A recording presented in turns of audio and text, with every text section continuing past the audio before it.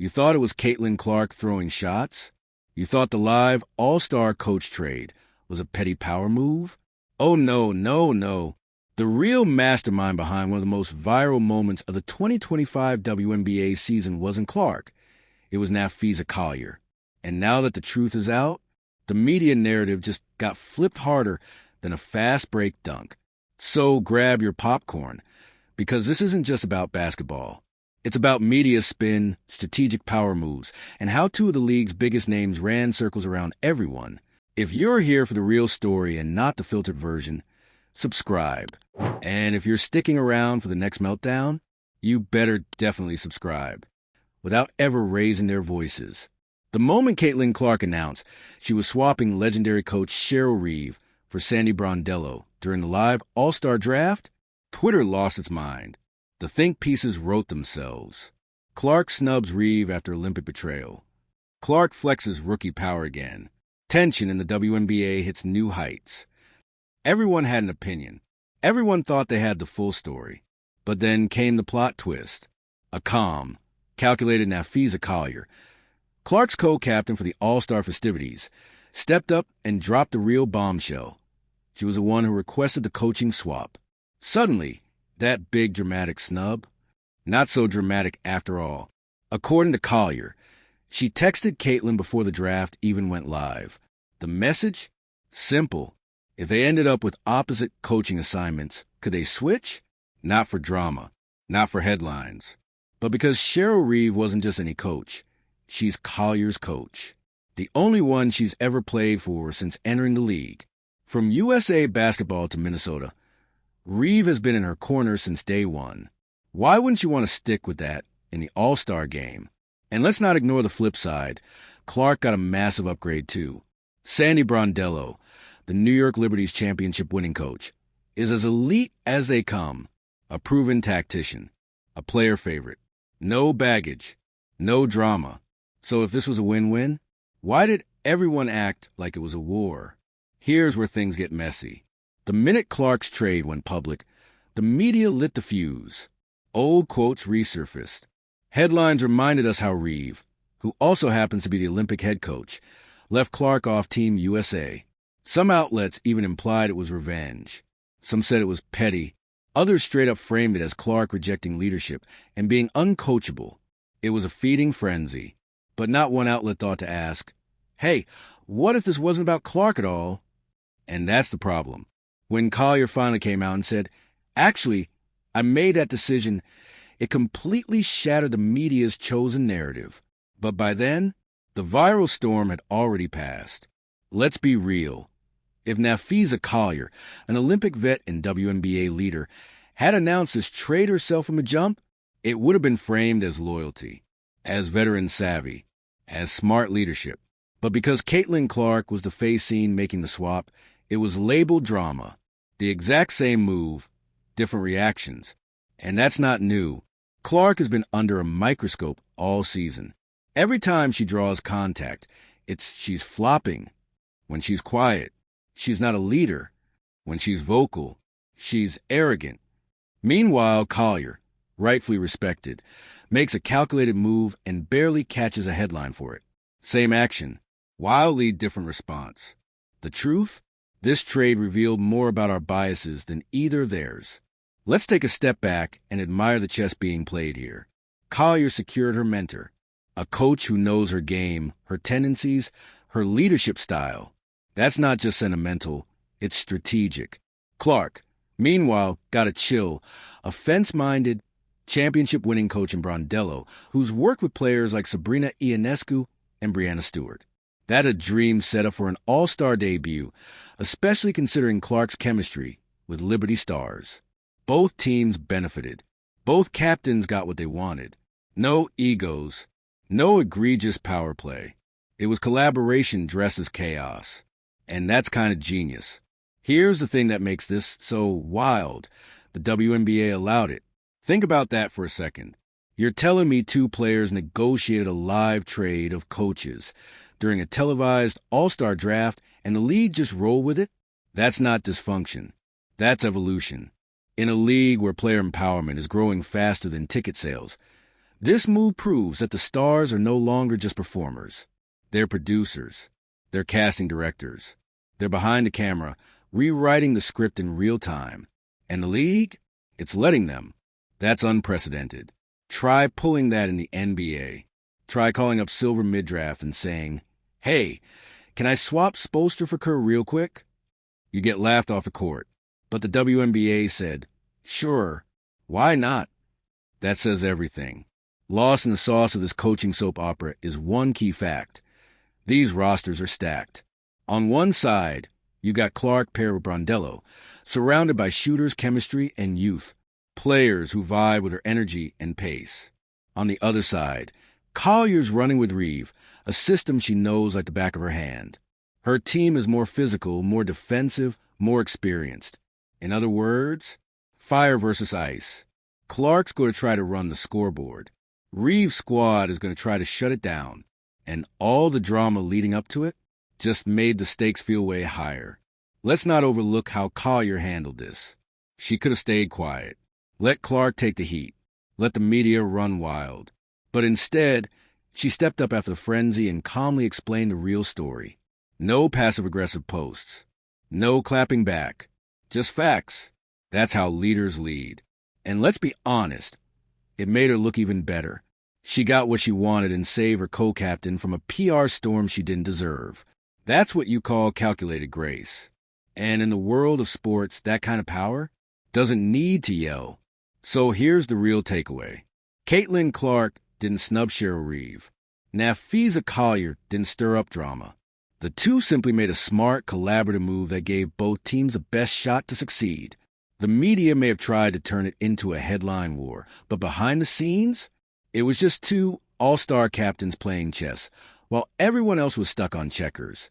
If this is what the future of the WNBA looks like, player-led, narrative-rich, and strategic as hell, we are so here for it. And when that all-star game tips off, just know it's not just about who scores the most. It's about who writes the story. So now, with the coaching drama exposed to what it really was, a clever, behind-the-scenes collaboration between two of the league's top stars, you're sitting back wondering how the entire sports media world got duped so easily. But it's not just about one misunderstanding. This whole moment reveals something way deeper. It shows that the WNBA is no longer just a basketball league. It's a stage, and players like Caitlin Clark and Napheesa Collier, they're writing the script in real time. And whether the media likes it or not, they're not in the driver's seat anymore. That seat belongs to players. Now, imagine being Caitlin Clark in that moment. Lights on, cameras rolling, the draft broadcasted live to millions, and the biggest decision of the night drops into your lap. Swap out one of the most accomplished coaches in women's basketball history, or say no and risk publicly denying a simple, reasonable request from your co-captain.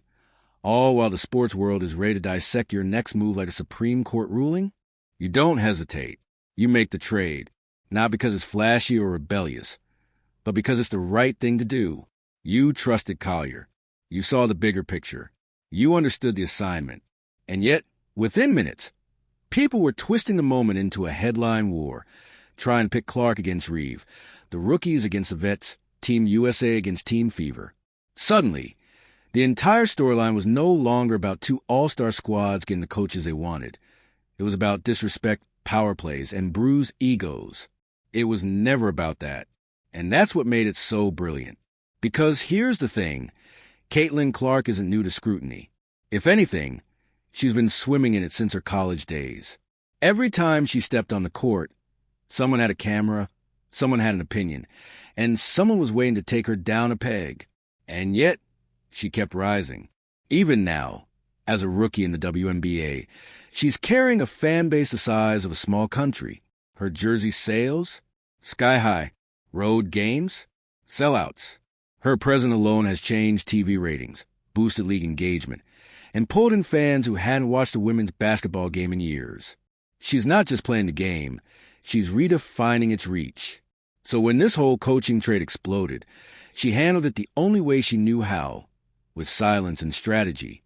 No defensive tweets, no media rants, just playing the game literally and figuratively, letting the play speak louder than the press. Meanwhile, Collier played her role to perfection. When she finally stepped in and clarified the trade was her idea, it wasn't offensive. It was calm, composed, and borderline surgical. Just the facts. No mess. Together, they flipped the entire narrative. Two women in complete control of their story, showing that leadership doesn't always have to come with volume. Sometimes it's about timing, poise, and knowing exactly when to speak. And let's be honest, that move didn't just rewrite the All-Star headlines. It rewrote how people see power in this league. Because what we're witnessing isn't a one-off headline. It's the dawning of a new culture in women's sports. One where players call their own shots, trade their own coaches, and challenge every outdated rule about how athletes are supposed to behave. You want receipts? Look at how different the tone was when a male athlete has done something similar. In the NBA, when LeBron James maneuvered to bring in preferred coaches or teammates, it was labeled as GM genius, basketball IQ, or player empowerment. When Clark and Collier do it, the initial spin is drama, ego, disrespect. Why? It's not because the move was wrong. It's because people are still adjusting to the idea that women athletes can be both brilliant and bold at the same time, that they can pull the strings and hit the game winners. And if this all-star moment proves anything, it's that Caitlin Clark and Napheesa Collier are already rewriting what leadership looks like in the WNBA. Meanwhile, let's talk about the actual game, because while everyone was busy decoding the drama, they almost forgot that both teams are absolutely stacked. Clark's squad, now helmed by Sandy Brondello, features a lethal mix of shooters, quick guards, and rim protectors. It's fast-paced, high-octane, and built around Clark's vision of basketball, movement, spacing, and letting it fly from deep. On the other side, Collier's team, coached by the ever-intense Cheryl Reeves, is all about grit, defense first, tactical, physical, the kind of team that doesn't mind dragging you into the mud and forcing you to play their game. So, when tip-off happens, you already know it's not going to be your average all-star love fest. These teams aren't here for a highlight reel. They're here to win. And the best part? You can feel the energy shift. Players on both sides are dialed in. The crowd's not just there for selfies. They're locked into every possession. Every basket feels like a statement. Every foul call draws reactions like it's Game 7. You almost forget this is supposed to be an exhibition game. Almost. Because this isn't just for fun anymore. This is the new WNBA, where every game matters. Where the All-Star game isn't just a break in the season. It's a cultural checkpoint. It's where narratives are built, alliances are exposed, and moments become movements. And by the end of the night, no matter who wins, you already know the real victory belongs to the players who reshape the story behind the scenes. Clark and Collier, without ever raising their voices, orchestrate a moment of pure narrative judo. They use the league's biggest stage to showcase not just skill but savvy, not just highlights, but headline control. They prove that in 2025, being a star in the WNBA doesn't mean just putting up numbers. It means knowing when to hold a mic and when to pass it. And for every young fan watching, wondering if they can be the next face of the league, that moment said, yes, you can. Not just with your game, but with your vision. That's the legacy being written now.